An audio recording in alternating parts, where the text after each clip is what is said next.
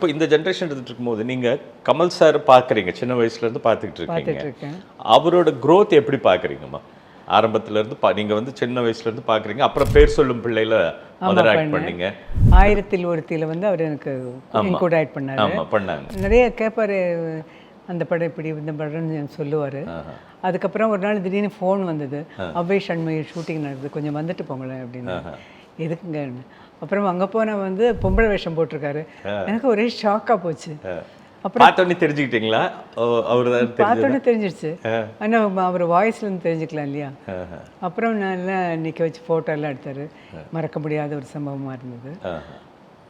அதுக்கு இன்னொரு படம் கூட அதுக்கப்புறம் அந்த படத்தோட பேர் உலகநாயகனை பாட்டு ஃபேமஸ். எல்லாம் பலவித கெட்டப் பண்ணிருப்பாரு. நிறைய கெட்டப் போட்டார். அந்த ஷூட்டிங்கில் வந்து அந்த படத்தில் நான் நடிக்கிறேன்.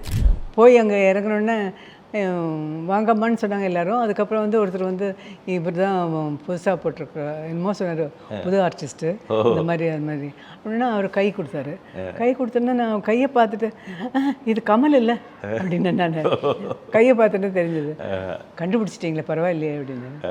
மூஞ்சியை பார்த்தா தெரியல, அந்த கையை பார்த்து தெரிஞ்சுட்டேன். அவர் எதிர்பார்த்தீங்களா இந்த வளர்ச்சி கமல் சார் அந்த நேரத்தில் சின்ன வயசுல நீங்கள் பார்க்குறீங்க? இல்லை வருவார், அவர் பெரிய ஒரு ஆர்டிஸ்ட்டு, நல்ல ஆர்டிஸ்ட்டு, எல்லா கேரக்டரும் பண்ணக்கூடிய திறன் உள்ளவர். அப்புறம் டைரக்ஷன், வேலையில் நல்ல கவனிப்பு, இந்த மாதிரி இருக்கிற ஒரு நல்ல அவரை பார்த்தாலே தெரிஞ்சுக்கலாம்.